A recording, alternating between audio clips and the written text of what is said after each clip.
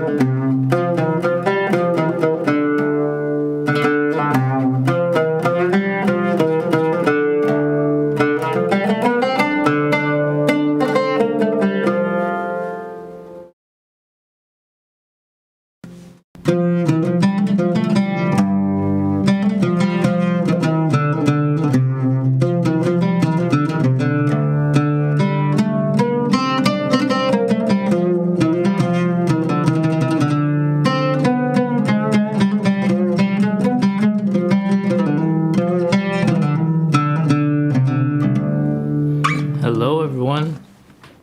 Thanks for joining today.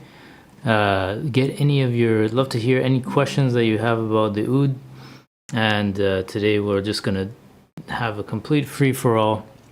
You can ask anything you want about learning the oud, playing the oud, buying an oud, and I'd be happy to answer any of your questions.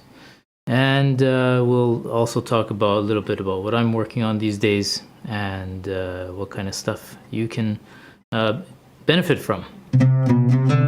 So I'd love to see in the chat, hear a little bit about who you are, where you're coming from, and how long you've been playing the oud for.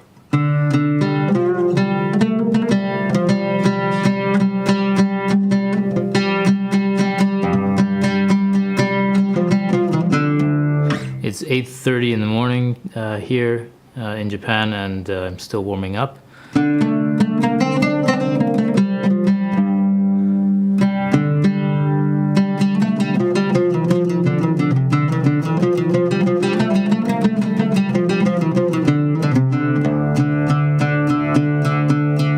I usually warm up just by playing a taksim, find all the like good finger positions, especially with the middle finger. Find that low D, tune it with the open string. Get the fifth. That's what I always do to warm up. I just get my hand calibrated like this.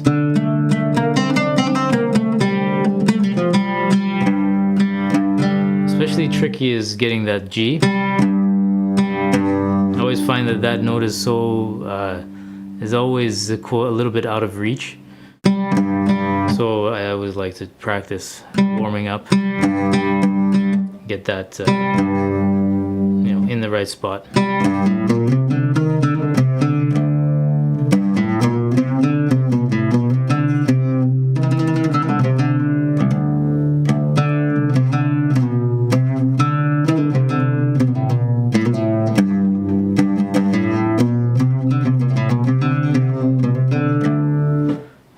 Armand, thanks for joining. Playing oud for a year, that's great. What does parev mean? Are you Armenian? I'm not familiar with that term.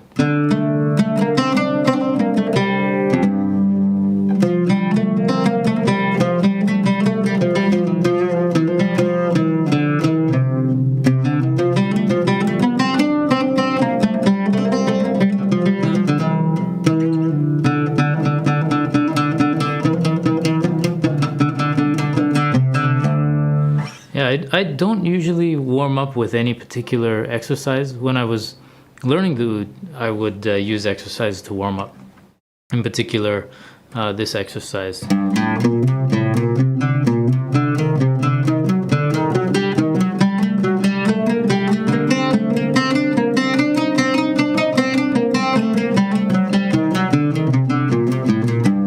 This was good. This was good. This warm-up exercise lasted me for a good year or two. And it's just going up in the using the Esfahan scale.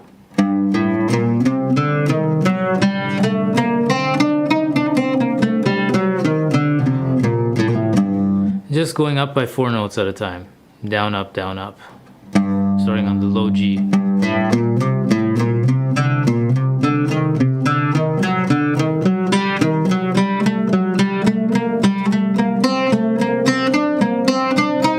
Go up all the way to the E flat.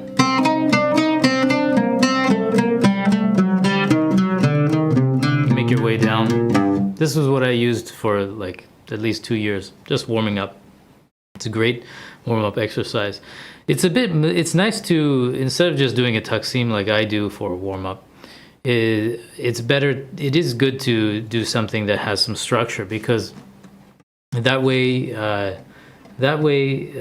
you have a bit more focus and there's a clear kind of goal. If you warm up with a taksim the way I do, which is not necessarily a good thing, I'd say, then what happens is you're just playing whatever you want. So it's good in some things. It helps your creative juices get going, which is important. But the things that your phrases that you create may not be that focused and may not really get your muscles going. So a nice warm-up exercise that's actually something planned out is a good way to go. Just gets everything activated, and warm-up exercises are working like that to activate everything. Whereas a taksim, you're just going to play what you want. So you're going to warm up limited, fingers and all that. And certain ideas are going to come out that you do all the time. So warming up with a taksim is not the greatest idea.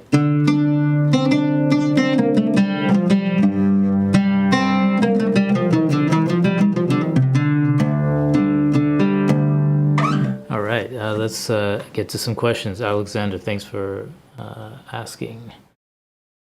Luthiers in America that would sell an oud that isn't finished, but also matches the tone of the one you're playing. I had one purchased from Syria, and it doesn't sound like that. Yeah, a lot of ouds are different.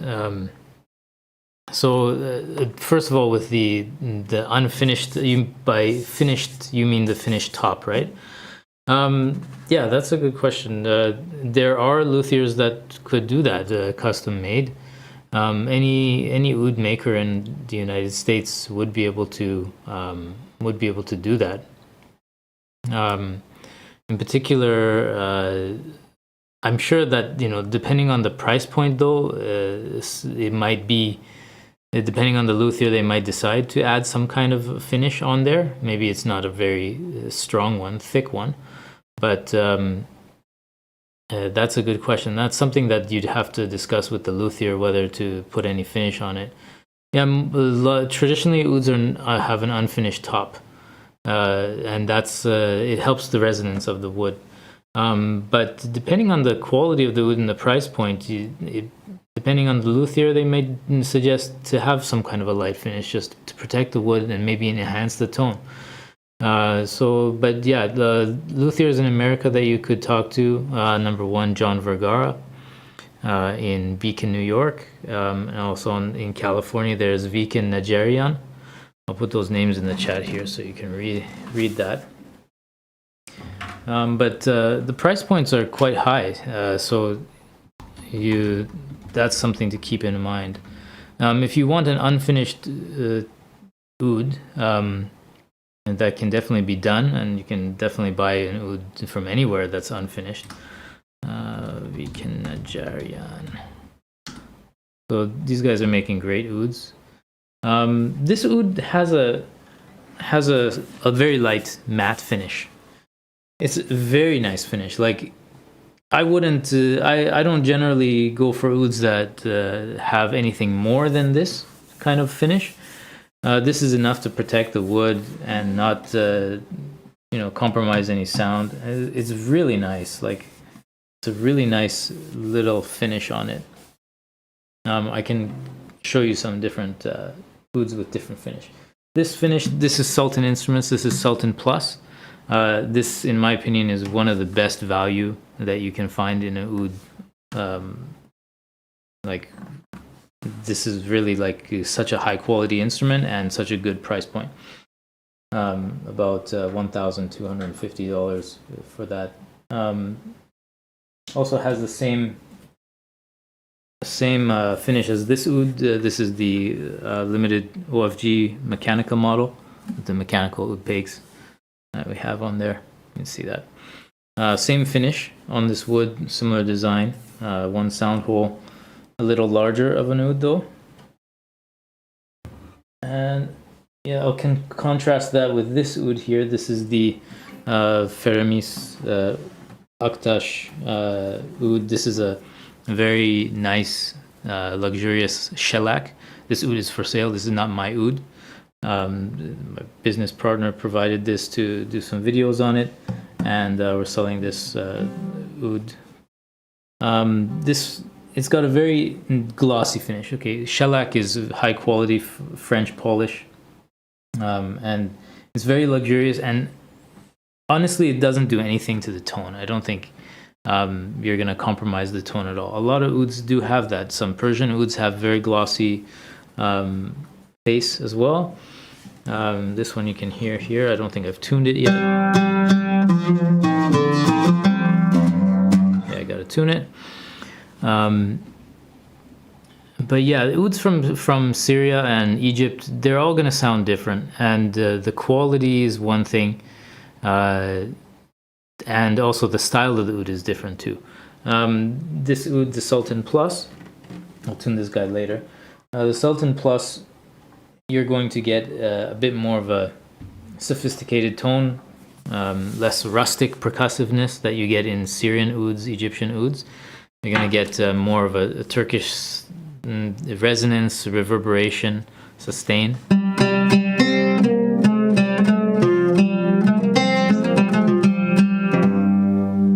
Yeah. So you get a little bit more of that with this oud. However, they did a really good job with this oud in that it doesn't really sound that Turkish. It sounds a little bit more on the Arabic side, so it's got a bit of a very neutral sound. I really like this. I've sold about over 20 of these ouds, and everybody's been happy with them. I know a guy who even took out the rosettes to mimic more of an Arabic oud, design with no rosettes, and I really liked how it turned out. Yeah, so I'll put a link to the Sultan Instruments. Let's see here. So I'll put a link to their website, so you can go to their website directly and see all the ouds that they offer. And I'll also link you to where I sell them through my website. So this is their website. You can check out all their offerings there. And if you're interested in, let's see here, you're interested in purchasing via me and get a free oud learning program, you can also take advantage of that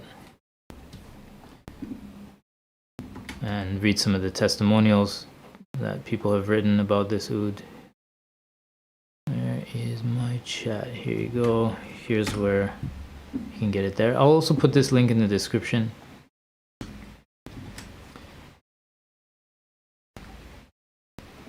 That's in the description now too.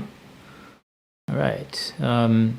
Yeah, this Armand, this oud is not that expensive. It's like kind of middle price range. It's about 1,250 USD, and for the price point and the quality, it's quite amazing. Comes with a really nice oud case. It's not a hard case. It's a gig bag, but it's a nicer one than the really flimsy ones.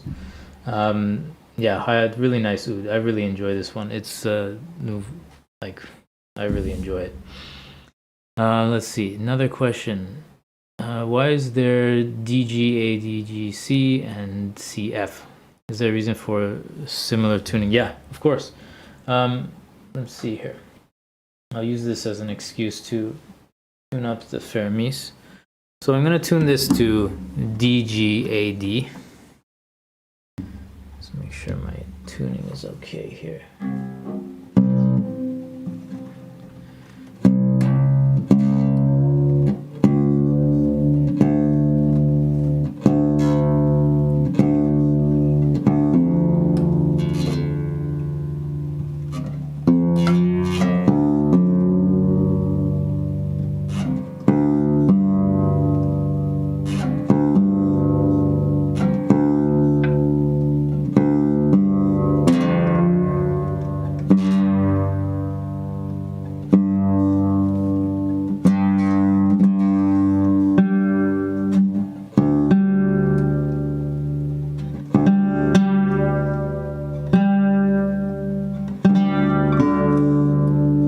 The answer should become pretty clear.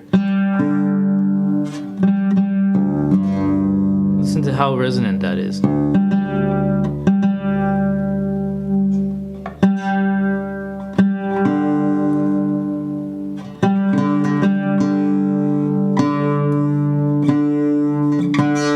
If I need to have an open G string for the music that I'm playing, if I need that tone to resonate a lot, then I'm going to tune my bass strings to a G and a D.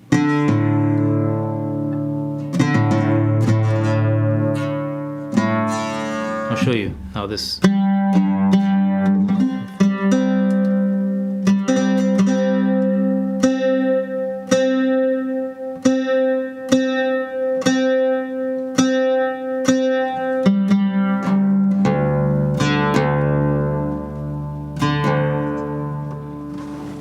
I haven't tuned this oud like this, so it's gonna take a little while to stabilize.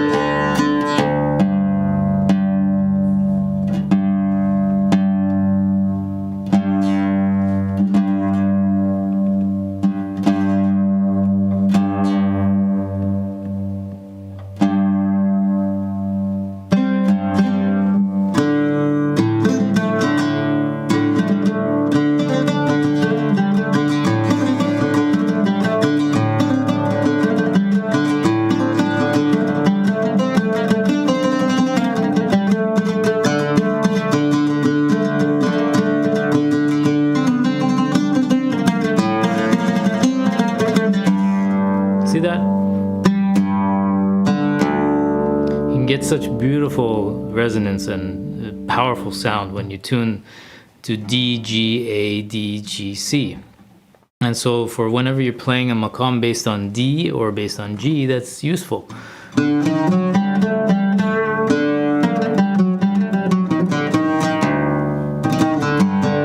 Yeah, it is easier in a way that you don't have to use your finger to get that tone. You just have it right there available, and that's the best way to go about it. Like that's the best. Whenever you have a maqam that you need to support, and you have a certain technique that you're playing, like in Persian music, you use the open strings a lot. You want those open strings to resonate and sustain the sound.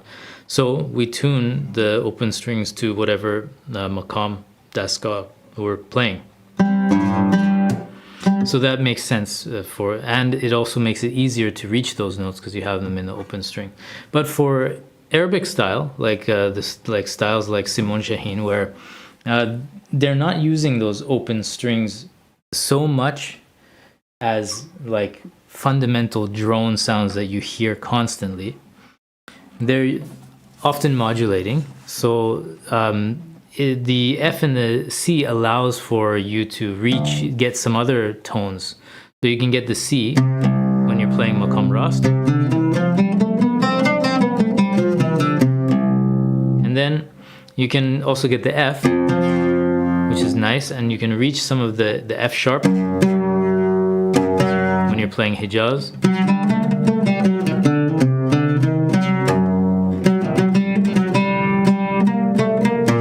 So you can reach a lot of the notes by just staying in the first position.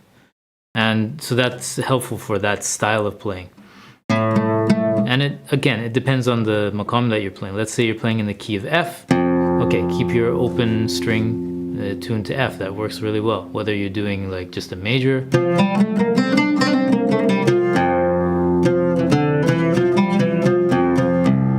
So that's another function. The maqam, what maqam you're playing, tune it to something desirable, make it make sense, to make it easier for you to play certain things, and also depending on your style. So yeah, so two different ways of tuning, and they both work. There's other tunings. You can also tune the second string, not from a G to an F. You can also tune it to an E, and you can also tune your low C string all the way down to an A if you want. That's a nice tuning too, very full and strong. There's also DF. DF is nice too. I'll show you what that sounds like. You already have an open chord there. So for maqam, when you're playing something in bayati on D,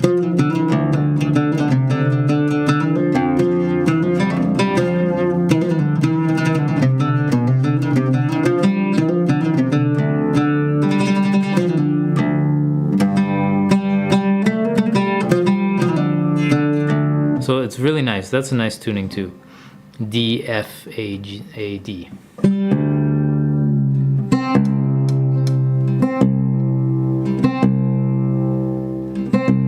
All right, good question. Let's see here. Hey Carol, thanks for joining. It's good to see you out here as well. Talk a little bit and demonstrate bending notes. That's a good one. Okay, so there's a couple different types of bends. So most of this is in the realm of ornamentation. And bending the notes, you would generally, you've got different degrees. You've got very subtle bending like vibrato.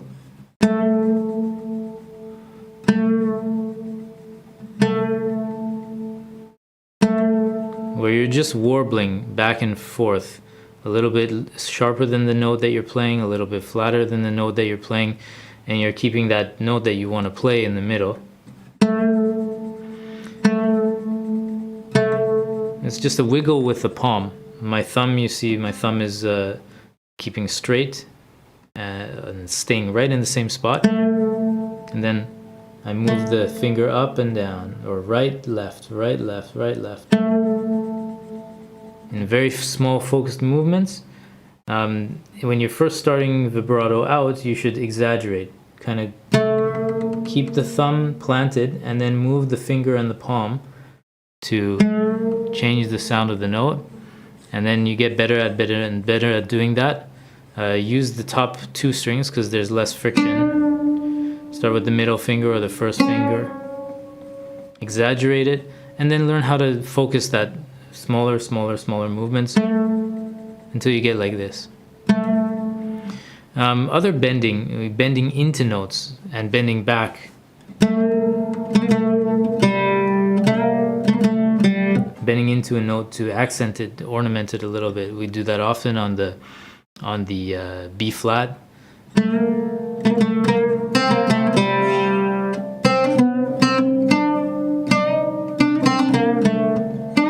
Especially when there's a half step. That's often when you hear bending happening. Each culture and each oud style has its own way of bending the notes, and some are a little bit easier to grasp than others. Some are very almost like a dialect of a language, like they're really hard to do. For example, the players from the Gulf region, they've got a particular way of bending and vibrato that I just cannot emulate. You just have to really, if you want to bend the way that the notes that they bend the notes and have that flourish and finesse that they have, you really have to like really study that style of oud and immerse yourself around oud players that play that way for a long time to get that. Like you just can't grasp that so easily just from watching YouTube videos or learning. It really depends on the style. Another example are Turkish oud style, which they do a lot of vibrato on all kinds of notes, even their quarter tones, microtones. They'll do heavy vibrato even on the E half flat, whereas in Arabic music it's not in the style to do much vibrato on the E half flat because you want it to stand out. It's a microtone. You would do other ornamentation like hammer-on pull-offs on those notes, but not as much heavy vibrato as Turkish oud players.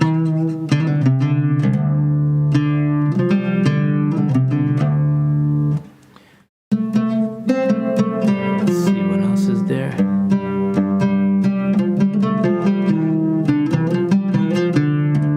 Starting out on oud, practicing scales.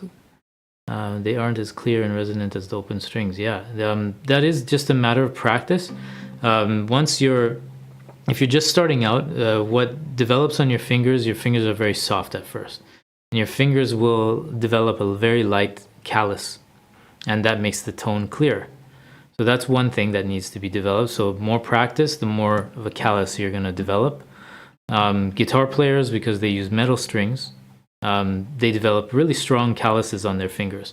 Other instrumentalists, like oud, doesn't create that much of a callus. Like I don't have calluses the way guitar players have, because oud is a lot lighter.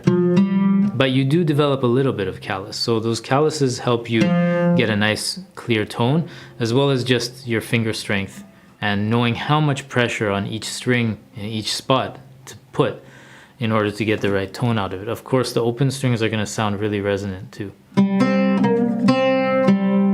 So that's just a matter of practice, a matter of experience. But good question, yeah. Amir, nice to see you from Iran. I hope you are doing well in Iran.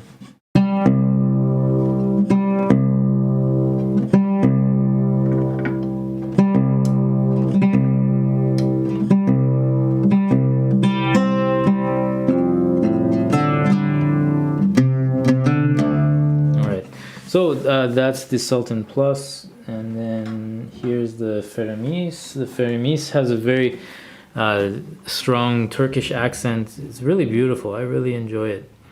The craftsmanship of this instrument is amazing. A review video is going to be coming out probably within the next 7 days or so.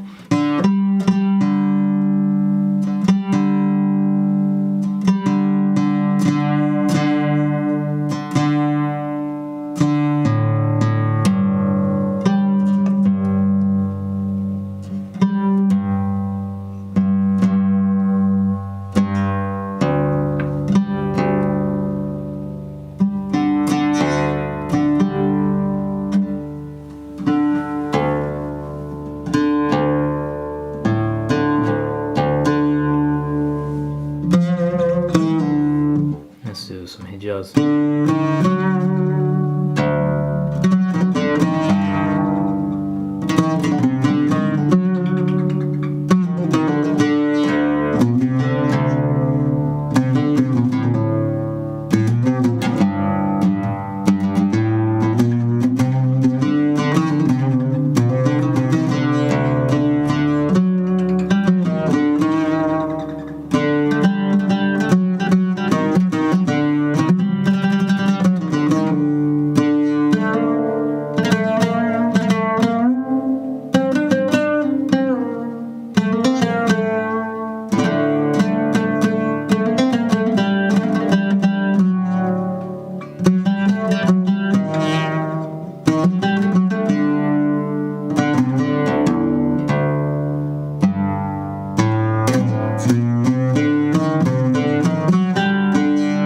So for the courses, Hassan, you tune the lowest one to a C, and then the second lowest one to an F for all my courses. That's the tuning I use just to be consistent in the course. So C and F. This one right now is tuned D and G, so ignore this. But low C and low F.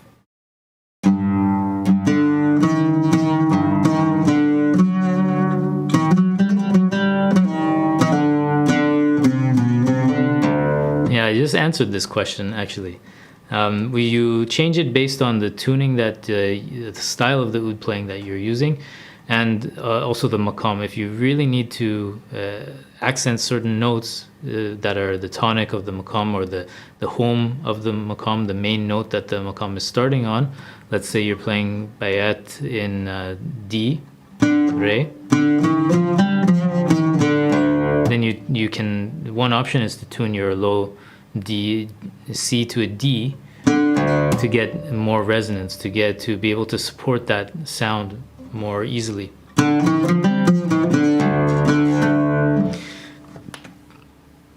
Yeah, so that's those are basically the reasons why you do that, but you get a really nice resonance when you tune like that.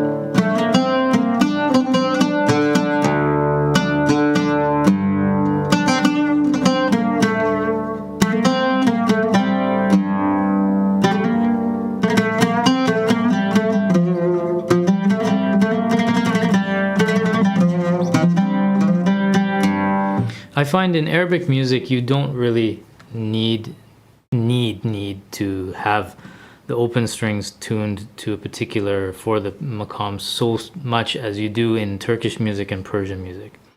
In Turkish music and Persian music, you use those open strings a bit more, and you need to create a certain resonance for the way, the style of the playing.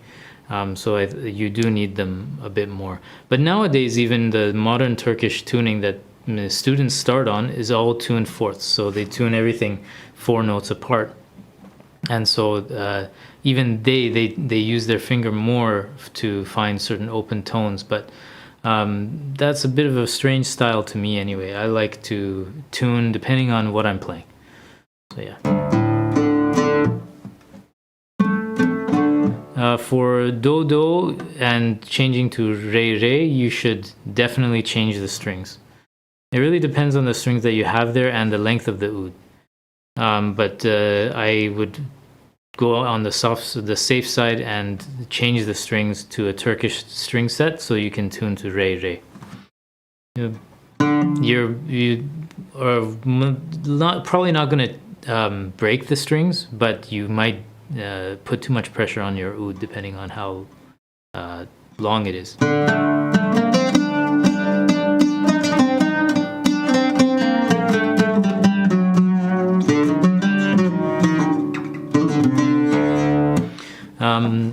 It's good to see all these questions that you guys are asking. I've only got another 5 or 10 minutes or so. So if you have any other burning questions, I'd love to hear them so I can answer them. And I've got to get going and teach a student on the half hour. So get any other questions that you got out there, and I'll do my best to answer. Guitars for 9 years, trying to learn oud. Any tips? For guitar players, you want to avoid this. You want to avoid creating a gap. See the gap, the hole underneath the neck?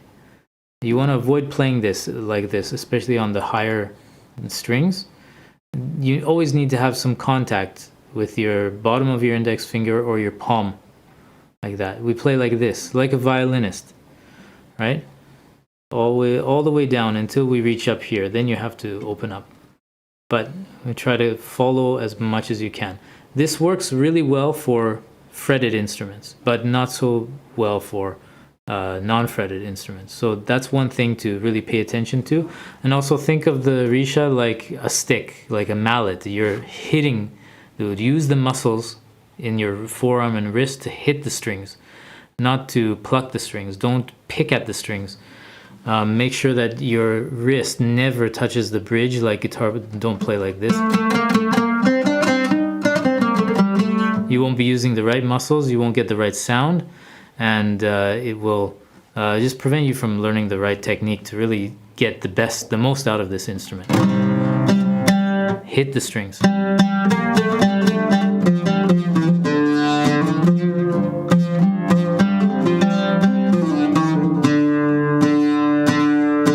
So yeah, learn the right hand really well. Make sure that you're holding it properly, you're using the right muscles. Do a lot of this kind of practice. Keep the elbow straight. Don't go like this. the forearm muscles need to rotate like that in order to play. At least in the style that I teach. Some Turkish players, they have other subtle things they do with the right hand. Some players have a funny way of holding their right hand that I've seen, you know, like very open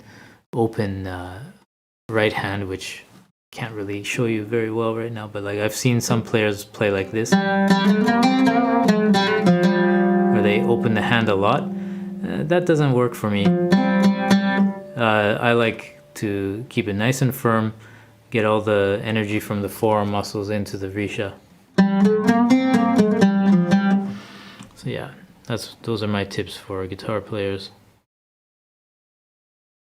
When you look up a maqam, I've noticed that a lot of them are based on D. Why is this? Is there a practical reason related to the tuning, or is it more of a practicality? Yeah, it's all of those kind of things. Like, okay, you have bayat on D, you have hijaz on D, you've got busalik on D. Okay, think about it in terms of like the range of the oud. It's the center string, and so you have a good range at your disposal. You've got one octave lower, you've got one octave higher, and you've got the main middle octave. So it's likely just worked out like that certain maqams started on the D note because it's center to the oud anyway. That's one thing. There's a lot of other maqams on other notes too, like C. Mother maqams start on the E half flat, on the F, on the G, but yeah, a lot of maqams do have the tonic like on the D, like Ushak, Bayati, Husseini, Muhayyar. There's 4 already. Hijaz, Shahnaz, you know, those already have it on the D. That's a lot of maqams. And it just works out that way, but there's a lot of other maqams that the tonic is not just D. But yeah, it does create a nice range on the oud anyway. So it probably just worked out like that. And it can be some practical application to it, but in theory, you can transpose the starting point of the maqam anywhere. So like a lot of times, some Turkish oud players like Necati Celik, they play everything from the 4th course. So they tune their oud specifically to play all those maqams that are based on D, to play it on their 4th course, which they tune a B natural, but we would tune an A. So they play it all from here.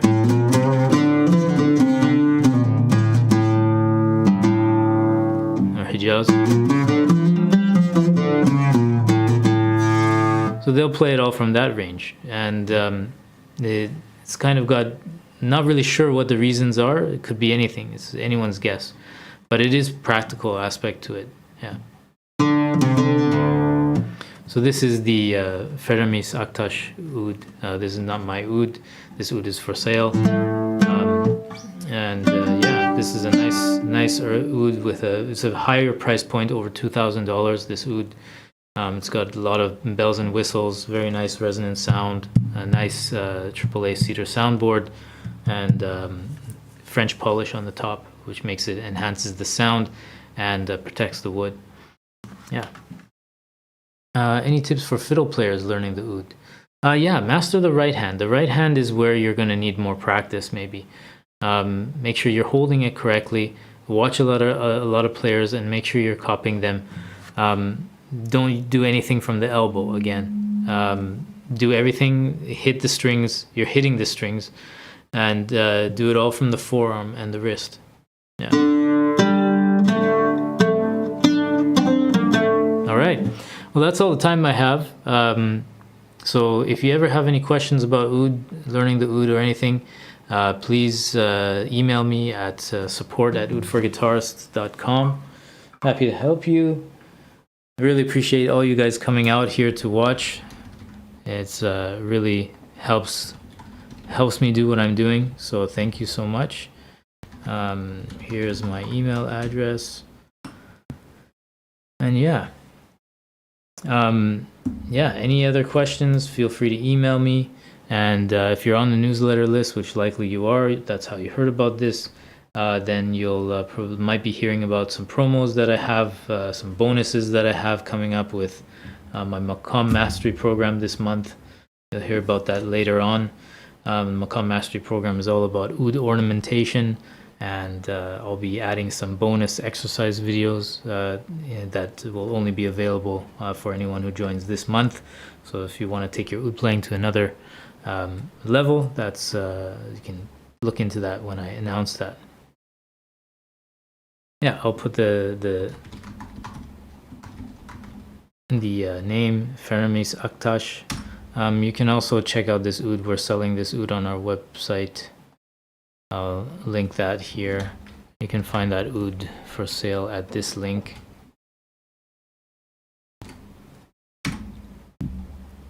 Yeah, you can check out a little bit more.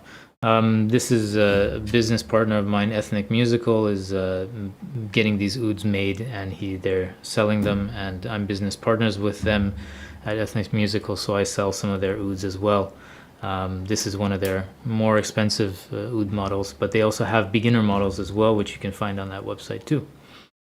All right, thanks so much, guys, and hopefully we'll see you again soon on YouTube. All right, bye.